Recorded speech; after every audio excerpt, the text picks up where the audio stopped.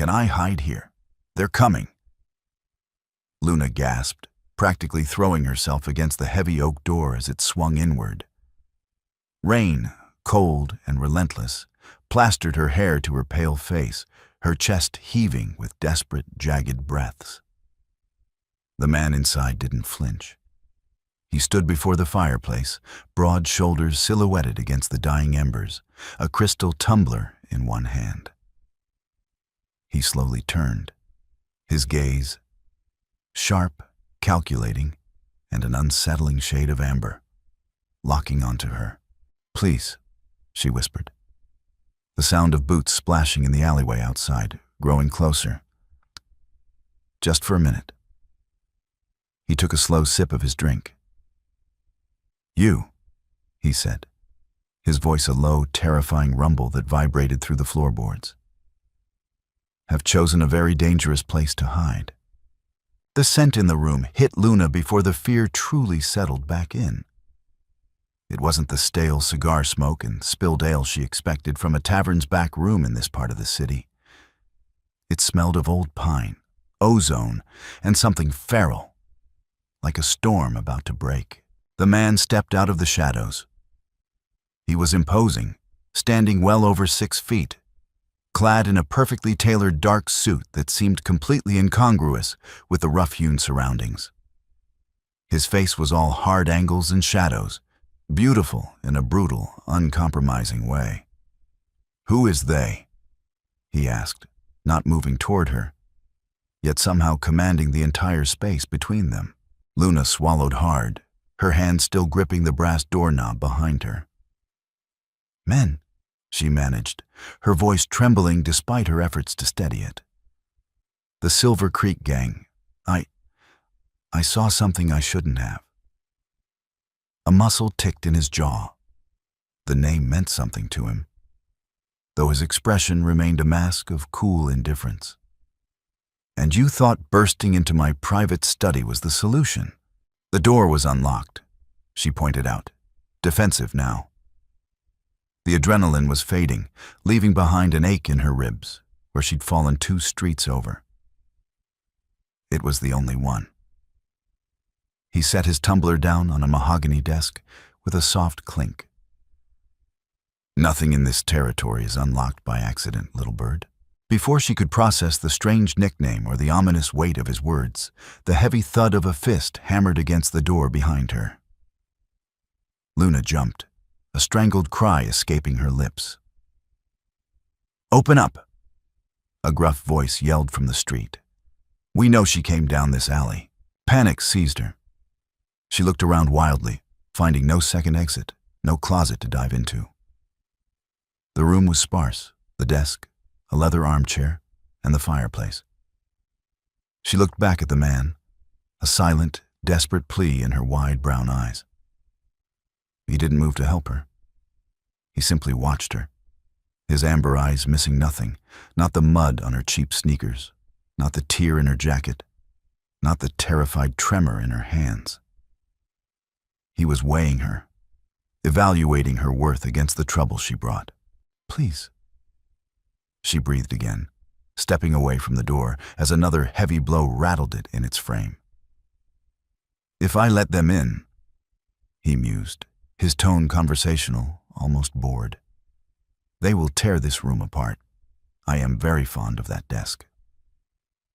He finally moved, crossing the distance between them with a grace that belied his size. He didn't make a sound as he walked. He reached past her, his arm brushing her shoulder, and slid a heavy deadbolt into place with a definitive snap. The knocking stopped, replaced by muttered curses outside. "She ain't here," someone growled. "Let's check the old mill." Their footsteps receded, the sound swallowed by the heavy rain. Luna slumped against the wall, her legs giving out, sliding down until she hit the floorboards. She pulled her knees to her chest, burying her face in her arms as a shuddering breath left her. "Get up," the man said. It wasn't a request. Luna raised her head, blinking away the stinging tears she refused to shed. He was standing over her, holding out a clean, white linen handkerchief. She hesitated, then took it. "Thank you." "Don't thank me yet," he said, turning back toward the fireplace.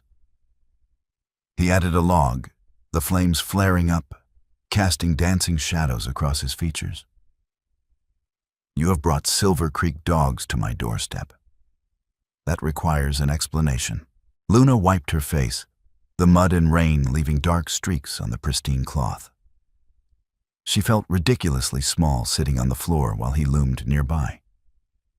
She forced herself to stand, her wet clothes clinging uncomfortably to her skin.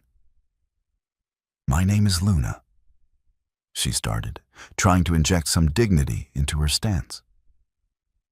"I didn't ask for your name," he interrupted, turning to face her again. "Names are liabilities. I asked what you saw. They were exchanging something," she said, choosing her words carefully. "Down by the docks, heavy crates. And there was a man. They forced him into a car." The man's amber eyes narrowed fractionally. "What kind of crates?" "Wooden, stamped with a crescent moon." A heavy silence descended on the room, thicker than the tension before. The feral scent grew stronger, almost suffocating. The man closed his eyes for a brief second, a low sound escaping his chest, something between a sigh and a growl. When he opened his eyes, the amber seemed to glow. "You are either very brave or very foolish, Luna," he said, finally using her name, though it sounded strange on his tongue. "I just want to go home," she said, her voice small. "You can't," he stated matter-of-factly. "If they saw you see the crates, you are already dead.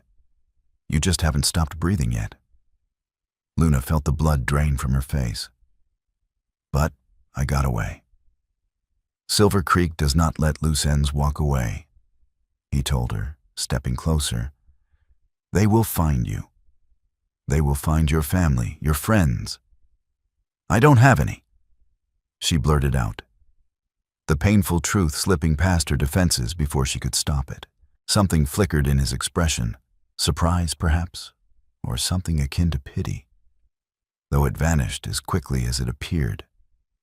"Then you have nothing to lose," he said softly. He reached out, his large hand wrapping around her upper arm. His touch was burning hot through her damp jacket. He pulled her toward a section of the oak-paneled wall that looked solid. He pressed a hidden catch, and a section of the wall swung silently open, revealing a dimly lit stone staircase leading down into the darkness. "Where are we going?" she asked, her heart hammering a frantic rhythm against her ribs. "Underground," he replied, his grip firm but not painful as he guided her toward the stairs. "You needed a place to hide. This is it." "But who are you?" she asked, pulling back slightly. He paused on the first step, looking back at her. The shadows half covered his face, making him look less human, more like a creature born of the night itself. "My name is David," he said, the low rumble of his voice echoing in the stone stairwell. "And you, Luna, have just walked into a war." The air in the hidden stairwell grew sharply colder the deeper they descended, smelling of damp earth and ancient stone. Luna's wet sneakers squelched softly against the steps, each sound magnified in the tight, claustrophobic space. She kept her hand trailing along the rough-hewn wall to steady herself, her breath coming in shallow, ragged puffs.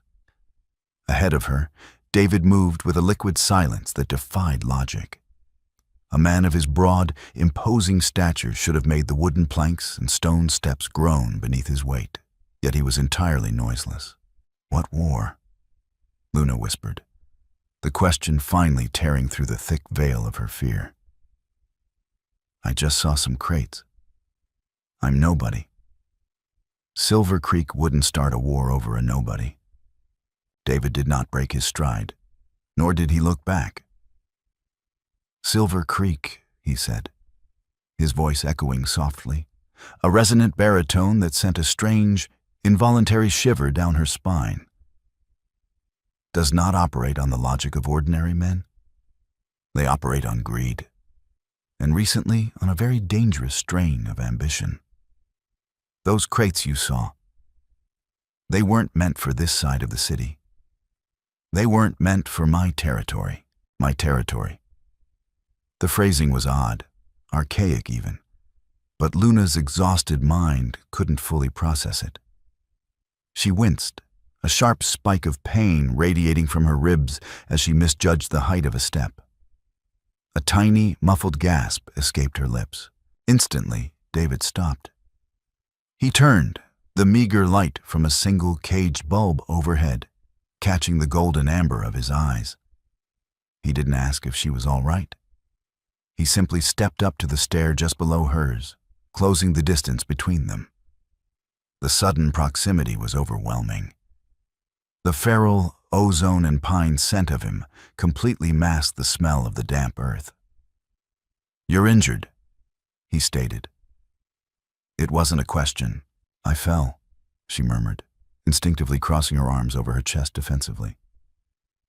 "In the alley, before I found your study. It's just bruised." David's gaze dropped to her midsection, his eyes narrowing fractionally. For a fleeting second, Luna could have sworn the ambient temperature around them spiked. "Bruised, perhaps, but breathing is costing you effort. Keep your hand on the wall. We're almost there." He turned back around, but his pace slowed significantly, matching her halting steps. It was a small, almost imperceptible courtesy, but it struck Luna deeply. In her world, a world of scraping by on double shifts at the diner, keeping her head down, and avoiding the vicious street gangs that ruled the lower districts.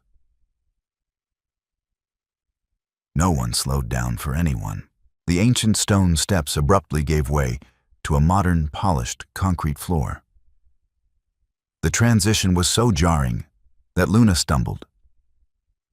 At the end of a short corridor stood a heavy steel door, devoid of any handle or keyhole. A small biometric scanner glowed a faint, clinical blue on the wall beside it. David pressed his palm against the glass. The machine beeped, a soft, mechanical chime, and the heavy steel door hissed open on pneumatic hinges. "Inside," he commanded gently, stepping aside to let her pass. Luna hesitated.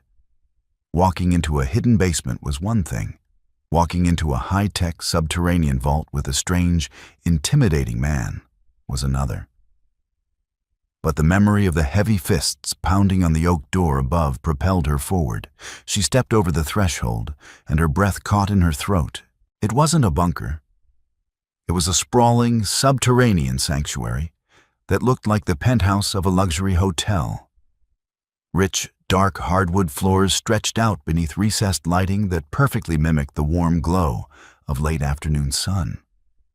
A massive leather sectional dominated the center of the room, facing a sleek, modern fireplace, where real flames danced over ceramic logs. Walls of floor-to-ceiling bookshelves lined the perimeter, interspersed with abstract art and display cases holding ancient, unidentifiable artifacts. "This is..." Luna trailed off, completely at a loss for words. Her cheap, rain-soaked clothes dripped muddy water onto an antique Persian rug. She looked down, horrified. "I'm ruining your carpet." "The rug can be replaced," David said, stepping inside as the heavy steel door hissed shut behind them, sealing them in absolute, terrifying quiet. "A life cannot. Take your jacket off, Luna. You're freezing." She shivered, realizing for the first time how deeply the cold had seeped into her bones. She peeled the ruined, muddy denim jacket off her shoulders, her hands trembling violently. David walked toward a set of closed double doors at the far end of the room. "There is a bathroom through there," he instructed, his tone polite but brokering no argument. You will find a shower, clean towels, and robes in the cabinet. Wash the street off you. I need to make a call." Luna clutched her damp shirt. "Are you calling the police?" David paused, his hand resting on the back of the leather sofa. He looked at her, his expression a complex tapestry of amusement and deep, ancient weariness. "The police do not police Silver Creek, Luna. And they certainly do not police me. Go. Lock the door if it makes you feel safer. But know that nothing in this world can harm you while you are in my house." The absolute certainty in his voice was both terrifying and deeply comforting. Luna nodded once, clutching her ribs, and walked toward the bathroom, feeling the amber weight of his gaze on her back until she closed the door. The hot water of the shower felt like a baptism. Luna stood under the rainfall showerhead for what felt like hours, letting the scalding streams wash away the mud, the cold, and the lingering terror of the alleyway. The bathroom itself was an exercise in extreme opulence.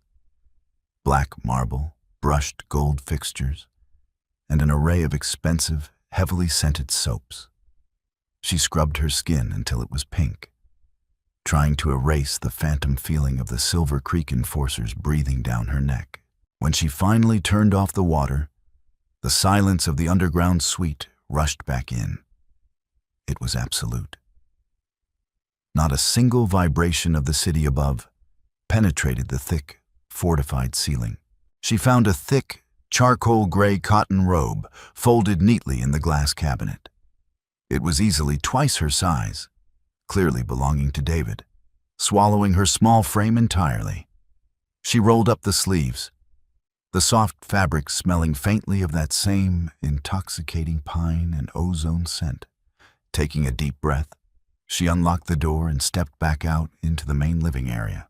David was not on the phone.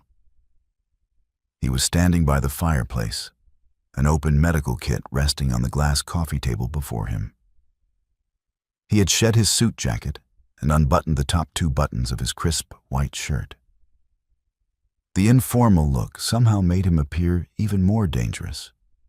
A predator resting between hunts. "Come here," he said, his voice softer now. Less of a command and more of a request. Luna crossed the room tentatively, her bare feet sinking into the plush rug. "I'm fine, really," she lied, her hand instinctively hovering over her ribs. "Logic dictates otherwise," David replied calmly. "You are favoring your left side, your breathing is shallow, and your pulse rate is elevated despite the hot shower. Sit." He pointed to the edge of the leather sofa. Luna, too exhausted to argue, complied. She sat rigidly as David knelt on the floor in front of her. The sheer size of the man was overwhelming when he was this close. He didn't ask permission, but his movements were incredibly slow, broadcasting his intent so as not to startle her. He reached out and gently parted the lapels of the oversized robe just enough to expose her left side over her ribs. Luna sucked in a sharp breath. Not from pain, but from the sudden, searing heat of his fingertips brushing her skin. His touch was impossibly warm, like a stone left in the summer sun. "Hold still," he murmured, his amber eyes intensely focused on the dark, blooming purple bruise spreading across her lower ribcage. He pressed his fingers against her skin, moving with clinical precision. Luna bit her lip to keep from crying out, but a small whimper escaped anyway. David's jaw tightened. 2 bruised ribs, he diagnosed quietly. "Nothing broken. You are fortunate. A fraction of an inch higher and the impact would have fractured the bone." "I hit a dumpster trying to jump a fence," she admitted, looking down at his large hands. They were elegant but scarred. Faint, silvery lines crisscrossing his knuckles and the back of his wrists. "Who are you, David?" "Truly. You have a fortress under an old tavern. You know about street gangs. And you don't look like a doctor. He withdrew his hands, though the heat of his touch lingered on her skin. He reached into the medical kit and pulled out a jar of translucent, herbal-smelling salve. I am a man who prefers order in his city, David answered smoothly, unscrewing the lid. And Silver Creek represents chaos. Apply this to the bruise. It will expedite the healing process. He handed her the jar, deliberately avoiding answering her question. Luna took it, applying the cool ointment beneath the robe. As she did, her eyes wandered to the coffee table. Beneath the medical kit rested a heavy, leather-bound ledger. The cover was worn, but embossed in the center of the leather was a symbol. A crescent moon, identical to the ones she had seen stamped on the wooden crates at the docks. But this one was pierced by a single, jagged sword. Her breath hitched. "The crates," she whispered, pointing a trembling finger at the ledger. "That's the symbol. The moon." David's gaze snapped from her face to the book. For a fraction of a second, an expression of pure, unadulterated fury crossed his features, so primal and terrifying that Luna pressed herself back into the cushions. But just as quickly, the mask of cool indifference slipped back into place. "A coincidence," he said, though his voice had dropped an octave, vibrating with suppressed tension. "You're lying," Luna challenged, surprising herself with her own audacity. "You asked me specifically what kind of crates they were. You knew. Are you working with them?" David stood up, his massive frame casting a long shadow over her. The air in the room suddenly felt heavy, thick with an unseen pressure that made Luna's ears pop. "I do not work with scavengers, Luna," he said, each word perfectly enunciated, carrying the weight of a judge passing a death sentence. "I hunt them. The men you saw at the docks were stealing something that belongs to my family. Something incredibly dangerous if opened by human hands." "What is it?" she asked, her voice barely a whisper. David looked down at her, the amber in his eyes glowing in the firelight. The silence stretched between them, heavy with secrets he was not ready to share. He looked at her fragile, bruised form wrapped in his clothes, a profound conflict warring in his expression. "It is a weapon," he finally answered softly. "Designed to kill my kind." "Your kind," Luna echoed, the words barely a whisper over the crackling of the ceramic logs in the fireplace. She pulled the oversized charcoal robe tighter around her small frame, trying to apply logic to a situation that defied it. "You mean your family? A syndicate? A cartel?" David did not immediately answer. He closed the heavy medical kit with a soft, decisive click, his amber eyes catching the firelight. He looked at her, his expression unreadable, calculating how much truth she could bear. "A lineage," he corrected gently, his resonant voice filling the quiet space. "One that has overseen this city since before its roads were paved with asphalt. Silver Creek is a new disease, a collection of opportunistic scavengers who believe that violence can usurp history. They are mistaken." Luna watched him as he stood, carrying the medical kit away to a discreet cabinet integrated into the bookshelves. She tried to piece together the puzzle of the man before her. He spoke with the refined, polite cadence of a scholar. Yet he possessed the physical presence of a heavyweight fighter. His wealth was obvious, hidden beneath the city's grime. Yet he didn't flaunt it with the arrogant swagger of the crime bosses she sometimes saw dining in the VIP section of the restaurant where she worked. "If they are just scavengers," Luna asked, her logical mind working past the throbbing ache in her ribs, "why are they stealing weapons to use against you? Why not just fight you for territory?" David paused. He turned his head, a slow, appreciative smile touching the corners of his mouth. It completely transformed his face, softening the harsh, brutal angles into something breathtakingly handsome. You possess a sharp mind, Luna. It is a rare and valuable commodity. He walked toward a sleek kitchenette hidden behind a sliding partition of frosted glass. They steal because they cannot win a direct confrontation, he explained, opening a matte black refrigerator. The weapon they procured tonight. It levels the playing field. It is a poison, specifically synthesized to target the genetic markers of my family. If they manage to weaponize it fully, they could eradicate us without ever having to face us in the open. He retrieved a glass pitcher of water and poured a measure into an electric kettle.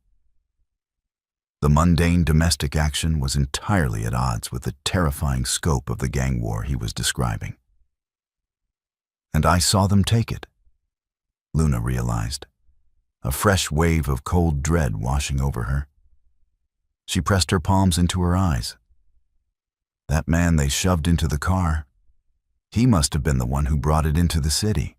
Precisely, David said.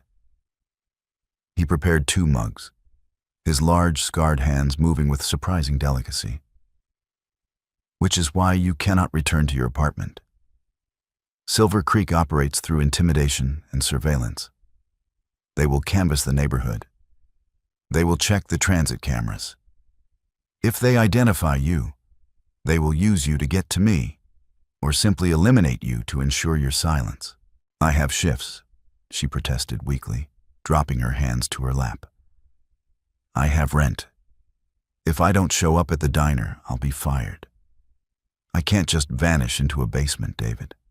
I have a life. A life that is currently in severe jeopardy, he reminded her, bringing a steaming mug of tea to the coffee table. He set it down gently in front of her. The scent of chamomile and a hint of wild honey drifted upward. Drink. It will soothe your nerves and help the salve work on your ribs. Luna stared at the tea, then up at him. How long? She asked, her voice trembling slightly. How long do I have to stay down here? David sat heavily on the opposite end of the leather sectional, resting his forearms on his knees. The space between them felt both vast and intimately small. Until I retrieve the crates and dismantle Silver Creek's operation entirely, he said, his tone absolute. It may take a day, it may take a week, but I swear to you, upon my honor, that you will not lose your livelihood because of my war. I will compensate you for your lost wages. I don't want your money, Luna replied quickly, a flare of pride cutting through her fear. I just want my ordinary, boring life back. David's gaze softened. He looked at her with an ancient, heavy sorrow that made Luna's breath catch. I know, he murmured. But I fear that the moment you walked through my door, your ordinary life ended. I am deeply sorry for that, Luna. The sincerity in his apology was profoundly disarming. Luna picked up the mug, letting the heat seep into her chilled fingers.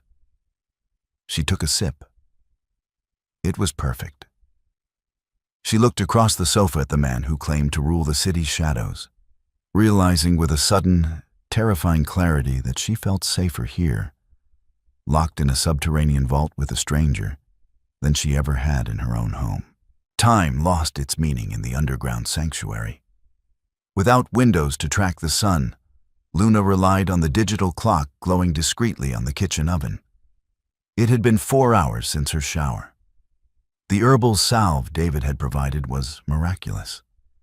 The sharp, agonizing bite in her ribs had dulled to a deep, manageable ache. David had spent the last several hours seated at his mahogany desk in the corner of the room, speaking in low, clipped tones into an encrypted satellite phone. He spoke a language Luna couldn't identify, something harsh, guttural, and undeniably ancient. It sounded like the grinding of tectonic plates. Exhaustion finally overtook her adrenaline. She curled up on the massive leather sectional, pulling the soft cashmere throw David had draped over her up to her chin. The deep, rhythmic cadence of his voice in the background acted as a strange lullaby, and she drifted into a heavy, dreamless sleep. She awoke to silence. The low hum of David's voice was gone. Luna sat up, wincing slightly as her bruised ribs protested the movement. The artificial lighting in the room had dimmed to a soft twilight blue. She rubbed her eyes, looking toward the mahogany desk. It was empty. Panic, sharp and immediate, flared in her chest. Had he left? Was she locked down here alone? She stood up, the oversized robe pooling around her ankles, and walked toward the center of the room. "David?" She called out softly, her voice swallowed by the vast, heavily insulated space. "I am here." She spun around. He stepped out from the shadowy alcove near the heavy steel door. He had changed his clothes. The crisp white shirt and slacks were gone, replaced by a tactical, long-sleeved black Henley and dark cargo pants. The fitted black shirt clung tightly to his heavily muscled torso, emphasizing the sheer, intimidating breadth of his shoulders. He looked less like a wealthy businessman and more like a special operations soldier preparing for a night raid. "Did I wake you?" he asked, stepping into the dim light. His footsteps were completely silent on the hardwood floor. "No," Luna said, her heart hammering a little faster at the sight of him. "Is something wrong?" David crossed the room, stopping at a section of the blank wall beside the bookshelves. He pressed his hand against the drywall. A sleek, black panel slid silently upward, revealing a bank of high-definition security monitors. Luna gasped, taking a step closer. The screens displayed various black and white feeds of the alleyway, the street corner, and the abandoned tavern directly above them. The tavern was no longer abandoned. On the central monitor, half a dozen men were moving through the dusty, debris-filled room where Luna had first encountered David. They were heavily armed, carrying sleek, military-grade rifles. They were kicking over overturned tables and systematically tearing the old oak floorboards up with crowbars. "Silver Creek," David stated, his voice a lethal, vibrating baritone. "They tracked your scent." Luna felt the blood drain from her face. "My scent?" It was pouring rain. How could they? "They have tools." David interrupted smoothly, though his eyes never left the monitors. The amber in his irises seemed to glow in the darkness of the room, predatory and terrifying. "And they are desperate. They know I operate in this sector, and they believe you ran to me for protection.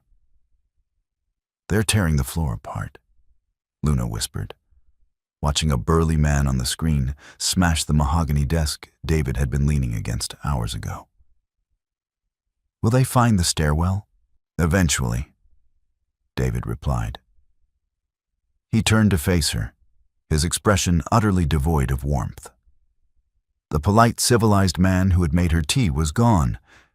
In his place stood an apex predator. The door at the top of the stairs is reinforced steel, but with enough explosives, they will breach it. I cannot allow them to reach this level. "What are you going to do?" she asked, her voice trembling. David walked toward the heavy steel door that led out of the bunker. "I'm going to remind them why this territory does not belong to them." Luna rushed forward, instinctively grabbing his forearm. His muscles were corded like steel beneath the black fabric. "You can't go up there alone. There are 6 of them, and they have guns." David looked down at her small hand gripping his arm. The intense, lethal fury in his eyes softened for a fraction of a second. He gently reached over and covered her hand with his own. His skin was burning hot. "Bullets. David said, his voice dropping to a low, comforting rumble, "are a concern for ordinary men, Luna. I am going up the stairs. The door will lock behind me. You will not open it, no matter what you hear. Do you understand? David, please," she pleaded, tears welling in her eyes. The thought of this man, the only person who had offered her safety, walking into a firing squad, was unbearable. "Do you understand?" he repeated, his tone firm, demanding obedience for her own safety. Luna swallowed hard and nodded. "Yes." He released her hand and pressed his palm against the biometric scanner.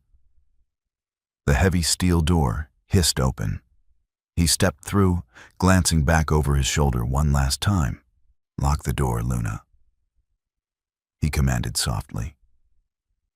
He stepped into the corridor, and the door hissed shut behind him, the heavy deadbolt sliding into place with a definitive, echoing clank.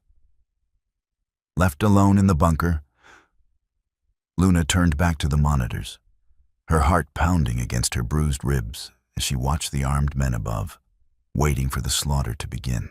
The monitors flickered, casting a pale, clinical light across Luna's terrified face.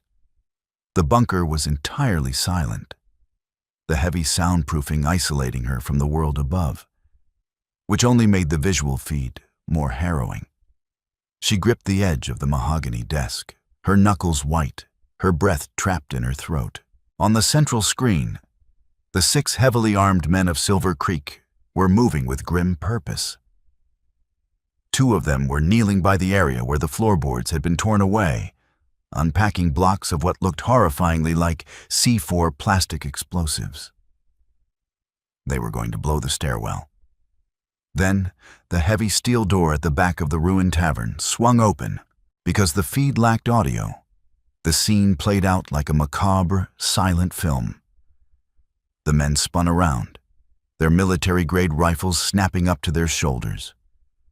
Luna braced herself, a scream building in her chest, expecting to see David step into a hail of bullets. But David did not step into the room. He flowed into it. The security camera, despite its high-definition frame rate, seemed incapable of tracking him perfectly. He moved with a speed that shattered the boundaries of human physics. He didn't dive for cover. He moved directly into the line of fire, a blur of tactical black fabric and terrifying intent. A brilliant white muzzle flash blew out the exposure of the camera for a fraction of a second.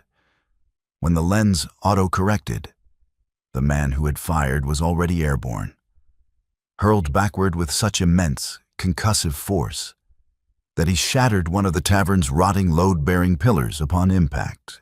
Luna gasped, a hand flying to her mouth. Her logical mind, honed by years of surviving the harsh realities of the city, screamed in protest. A man of David's size could certainly hit hard, but throwing a fully grown, armor-clad enforcer 15 feet through the air was a biological impossibility. The remaining 5 men panicked. The calculated discipline of their tactical sweep evaporated into pure chaos. They fired wildly, the continuous muzzle flashes creating a strobe light effect on the monitor. Yet, David was never where the bullets struck. He used the deep shadows of the ruined tavern, slipping between the men with predatory grace. He disarmed the second man with a brutal, twisting motion, dismantling the assault rifle with his bare hands before driving his elbow into the man's chest plate. The man dropped instantly, incapacitated. "My God," Luna whispered, the sound deafening in the quiet bunker. He wasn't fighting like a trained soldier. He was fighting like an apex predator that had been cornered in its den. There was no wasted movement, no flashy martial arts. It was simply the absolute terrifying application of overwhelming force. Suddenly, a 7th man, one who had been hiding in the blind spot near the shattered windows, stepped into the frame. He raised a heavy, silver-plated shotgun, aiming it squarely at David's back while David was engaged with the leader. "Behind you!" Luna screamed at the monitor, slamming her hands against the glass panel, completely forgetting that he couldn't hear her. The man fired. The impact of the heavy slug caught David perfectly in the right shoulder. The sheer kinetic force of the blast drove him forward, forcing him down to one knee. Luna's heart stopped. A cold, suffocating void opened in her chest. She pressed her forehead against the screen, tears spilling hot and fast down her cheeks. "He's dead," her mind chanted. "You killed him. You brought them here." But the man on the screen didn't stay down. Slowly, deliberately, David stood up. The back of his black Henley was shredded, dark blood already soaking the fabric, but his posture was completely unbroken. He turned his head slowly to look at the man who had shot him. Even through the grainy black and white feed, Luna could see the unnatural, luminous glow of his amber eyes. They pierced through the darkness of the tavern like twin lanterns. The shooter dropped the shotgun, stumbling backward in absolute terror. He turned and bolted for the shattered window, choosing the two-story drop to the alleyway over facing the monster he had just shot. David didn't pursue him. He turned his attention back to the remaining Silver Creek men. Within 60 seconds, the tavern was still. 5 men lay unconscious or incapacitated on the floorboards. David stood amidst the wreckage, his chest heaving slightly. He looked directly up at the security camera. For a moment, the vast, impenetrable distance between the surface and the bunker vanished. He was looking right at her.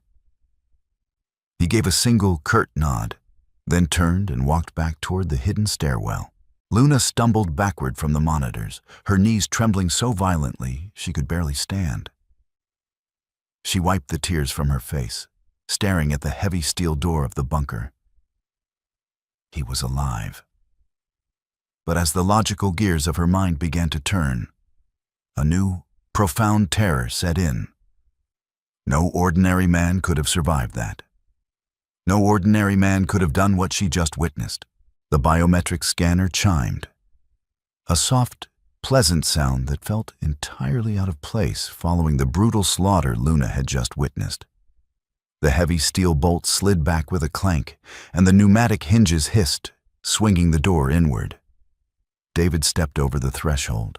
The pristine, unruffled gentleman who had poured her tea hours ago was completely gone.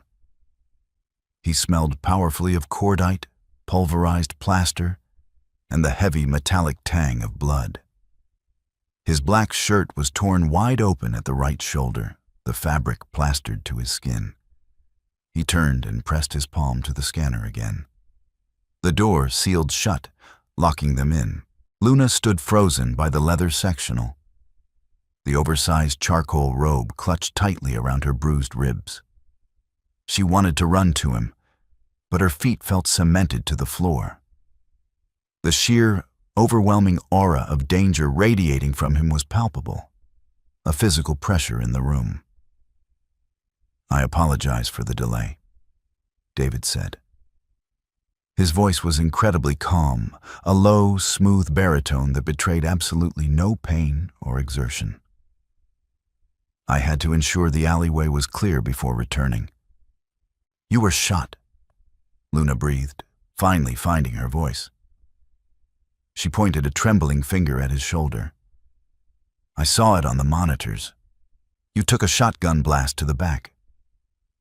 David glanced down at his shoulder as if he had merely spilled wine on his shirt. "It is a flesh wound. The slug did not penetrate the bone. A minor inconvenience." "A minor inconvenience?" Luna echoed, her voice pitching up in a mixture of hysteria and disbelief. "David, people don't just walk off a shotgun blast at close range. You need an ambulance. You need a hospital." She rushed past him toward the bathroom, her bare feet slapping against the hardwood. She returned seconds later with a heavy medical kit he had used on her ribs. She set it on the coffee table, her hands shaking so badly she could barely pop the latches. "Sit down," she ordered, surprising herself with the authority in her tone. David looked at her, the feral glow in his amber eyes softening slightly. A small, almost imperceptible smile touched the corner of his mouth. He walked over to the sectional and sat heavily, resting his forearms on his knees. "You are a remarkably resilient woman, Luna," he murmured as she stepped up beside him. "I'm a realist," she shot back, grabbing a pair of heavy trauma shears from the kit. "Hold still, I have to cut the shirt." He didn't flinch as she carefully slid the shears beneath the ruined fabric, cutting away the collar and sleeve to expose the wound. Luna braced herself for the gruesome sight, her stomach churning. She peeled the blood-soaked fabric back, and her breath hitched. There was a wound, certainly. A ragged, ugly tear in the heavily muscled flesh of his shoulder. But it wasn't bleeding. The dark, crimson blood that stained his skin was already drying. Beneath the surface, the torn tissue seemed to be shifting, knitting together at a microscopic yet visible pace. It looked like time-lapse photography of a healing injury. Luna dropped the shears. They clattered loudly against the glass coffee table. "That's..." She took a step back, her logical mind hitting a brick wall and shattering. "That is not physically possible. Your cells are... They're closing the wound." David remained seated, his posture relaxed. He did not try to hide the injury or make excuses. He looked up at her, the ancient, heavy sorrow returning to his gaze. "I told you, Luna," he said quietly, the polite cadence of his voice contrasting sharply with the terrifying reality of his biology. "The lineage I belong to, we are not ordinary men. My family has ruled the shadows of this city for centuries because we are uniquely equipped to survive it." "What are you?" she whispered, her back pressing against the edge of the mahogany desk. The fear was different now. It wasn't the frantic panic of the alleyway. It was a deep, existential dread. David stood up slowly. Despite the violence he had just committed, his movements were gentle, completely non-threatening. "I am the man who offered you sanctuary," he answered softly. "And I am a man who keeps his word." He walked past her toward the wall of monitors. He tapped a command into the keyboard. The screen shifted from the ruined tavern to a digitized map of the city. A solitary red dot was blinking steadily near the industrial district. "The men upstairs managed to send a distress beacon before I neutralized their communications," David explained, his tone shifting back to the calculating, pragmatic leader. "Silver Creek will send reinforcements. This bunker is fortified, but they have explosives. They will eventually dig us out." "So we have to leave?" Luna asked, trying to force her brain to focus on survival rather than the biological impossibility standing in front of her. "I have to leave," David corrected. He turned to face her. "The red dot is the tracker embedded in the crates they stole. They are moving it to a secondary facility. I must intercept it tonight before they manage to weaponize the contents." He walked over to a heavy wall safe hidden behind a framed landscape painting. He opened it, retrieving a thick envelope and a set of keys. He walked back to Luna and held them out to her. "In the garage connected to the lower tunnels, there is a sedan," he instructed. "This envelope contains enough cash to settle your rent for a year, and the deed to a small, secure property in the neighboring state. You can drive away tonight, Luna. You can have a quiet, ordinary life, far away from my war." Luna stared at the envelope. It was exactly what she had begged for hours ago. An out. A chance to vanish. She looked up from the money, meeting his glowing, amber eyes. She thought of the men who had hunted her in the rain, She thought of the terrifying, undeniable power David possessed, and the gentle, respectful way he had treated her despite it. He was a monster to his enemies, but to her, he had been an absolute shield. "If I leave," Luna said slowly, her voice steadying, "who is going to patch your bullet holes while you're busy saving your city?" David's hand slowly lowered.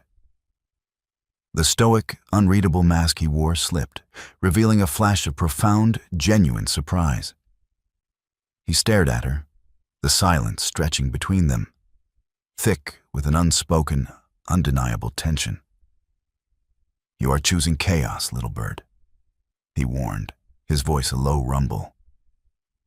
"I'm choosing the logic of predators," Luna replied, stepping away from the desk and leaving the envelope untouched. "And you're the biggest one in the room."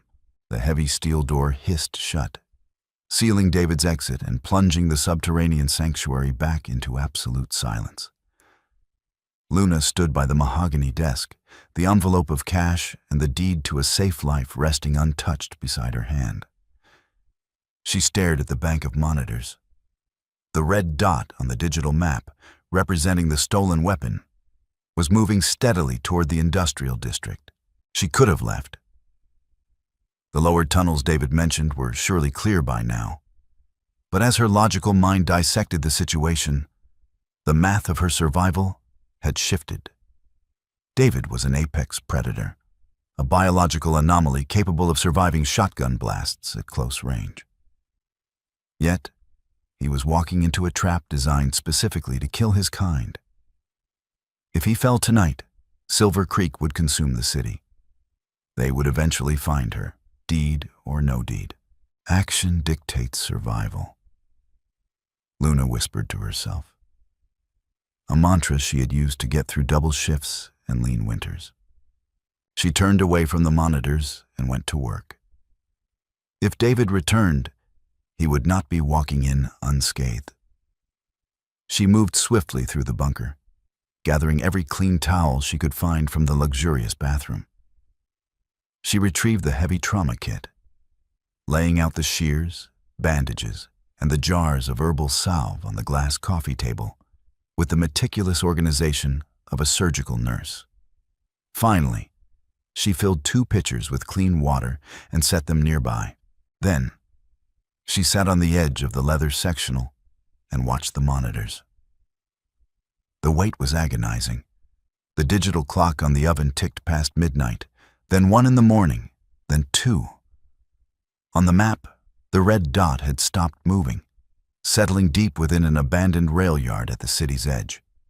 There were no camera feeds there, only the steady, mocking blink of the tracker. At 3:14 a.m., the biometric scanner outside the bunker chimed. Luna was on her feet before the pneumatic hinges even began to hiss.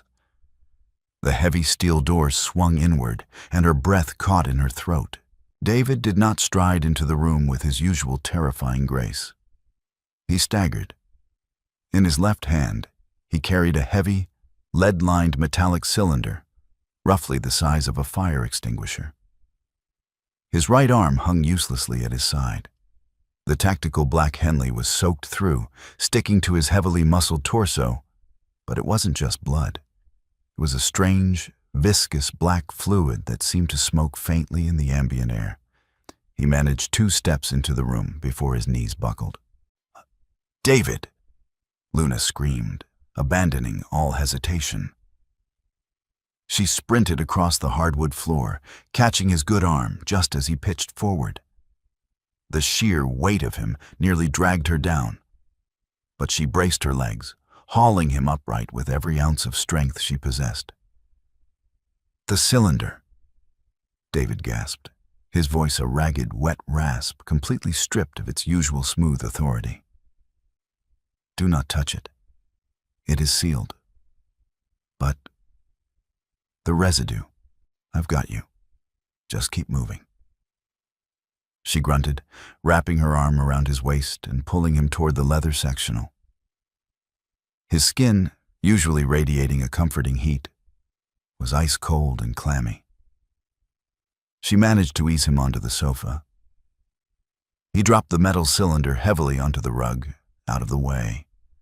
His amber eyes, usually so piercing and dominant, were clouded and unfocused. Black veins spider-webbed up the side of his neck, pulsing erratically. The weapon, Luna realized, panic finally threatening to shatter her composure. They hit you with it. A glancing blow? David managed, a weak, polite smile touching his pale lips.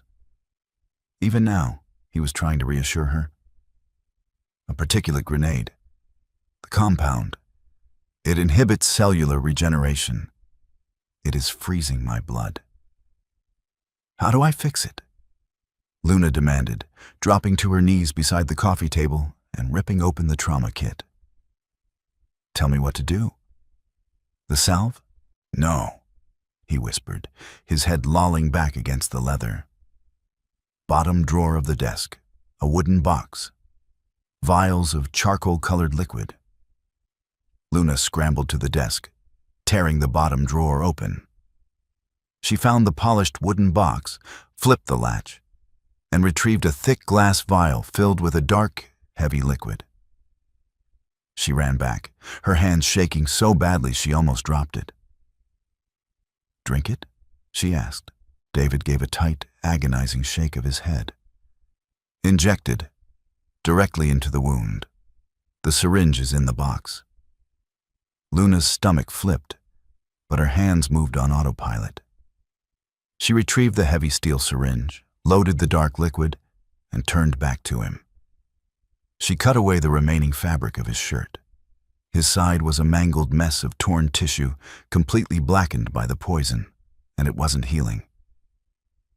Hold still, she ordered, her voice cracking. She plunged the needle directly into the center of the blackened flesh and depressed the plunger. David let out a low, guttural roar that vibrated through the floorboards. A sound so purely animalistic, it made the hairs on Luna's arms stand up. His massive frame went rigid, his hands gripping the edge of the sofa so hard the leather tore. Then he collapsed backward, entirely still. David, Luna whispered, dropping the syringe. She pressed her fingers to his neck, directly over the black veins. His pulse was faint, thready, but it was there. And slowly, miraculously, the black veins began to recede, fading back into his skin. When Luna finally opened her eyes, the artificial lighting in the bunker had shifted to a warm, morning gold. She was sitting on the floor, her head resting against the edge of the leather sofa cushion, her fingers still resting lightly on David's wrist to monitor his pulse. She blinked, wincing as her stiff neck protested. The bunker was quiet, save for the soft crackle of the ceramic fireplace. You did not take the money. The voice was low, resonant, and entirely steady. Luna snapped her head up. David was sitting upright on the sofa, looking down at her. The ashen pallor was gone from his skin. The terrifying black wound on his side was completely closed, leaving behind only a pale, silvery scar that was rapidly fading.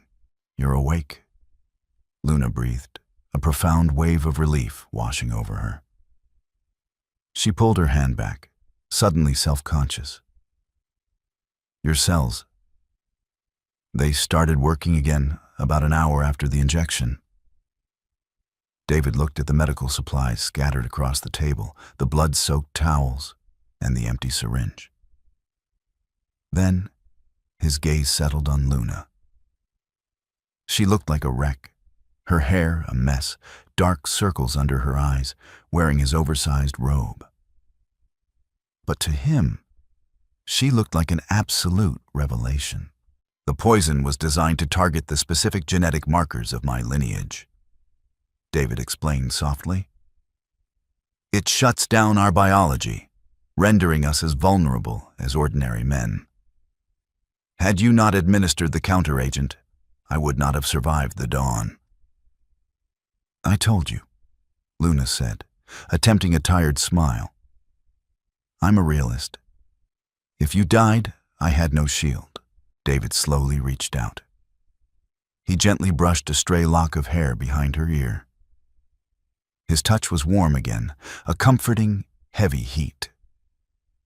You are deflecting, Luna. A realist would have driven out of the city the moment I left this bunker. You chose to stay. You chose to fight a war that was not yours. Luna looked down at her hands. I've spent my whole life running from monsters in this city, David. Dodging gangs, keeping my head down, trying to be invisible.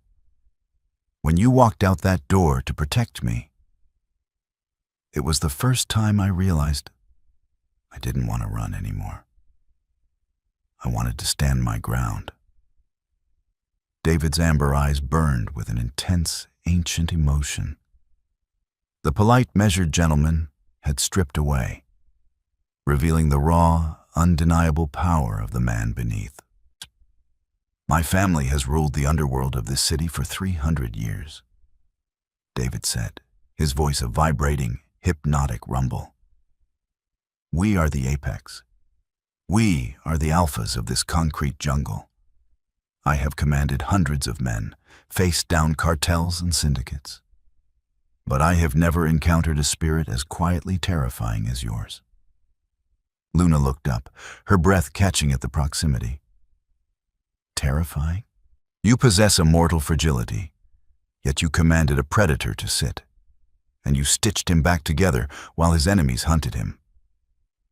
David murmured, a small, genuine smile gracing his lips. That is true power, Luna. He shifted, leaning closer. The feral, intoxicating scent of pine and ozone surrounded her, making her heart hammer a frantic rhythm against her bruised but healing ribs. Silver Creek's leadership was eradicated last night. David continued, his gaze dropping momentarily to her lips before meeting her eyes again. The weapon is secured. The threat to you is over. You are free to return to the surface. Luna searched his face, reading the tension in his jaw, the unspoken question hovering in the heavy air between them. He was giving her a choice, fully respecting her autonomy, even though she could see the fierce, undeniable possessiveness burning in his amber eyes. What if I don't want an ordinary, boring life anymore? She asked softly. David's breath hitched. His massive hand gently cupped her jaw, his thumb stroking her cheekbone. Then you will never have to hide in the rain again, little bird, he promised, his voice dropping to a harsh, beautiful whisper. My sanctuary is yours. My city is yours. He leaned in, the space between them vanishing. His lips brushed hers, a touch that was startlingly gentle for a man of such overwhelming violence. It was a promise, a binding contract forged in the shadows of the underground.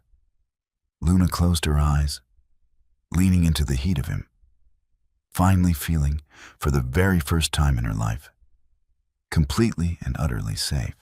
The world above may have been defined by chaos, sirens, and the cold reality of the concrete streets. But beneath it all, a new order had been solidified. Luna had stumbled into a hidden war seeking a momentary refuge, only to discover that true sanctuary wasn't just a place. It was a partnership forged in fire, logic, and profound courage. She had faced the darkest, most dangerous elements of the city, and tamed the Alpha King who ruled them. Thank you for reading Can I Hide Here? They're Coming, I pleaded, unaware the man inside was the Alpha King. If you enjoyed this blend of grounded suspense, cinematic drama, and slow-burn romance, please hit the like button, share the story with fellow fiction lovers, and subscribe for more thrilling, character-driven serials.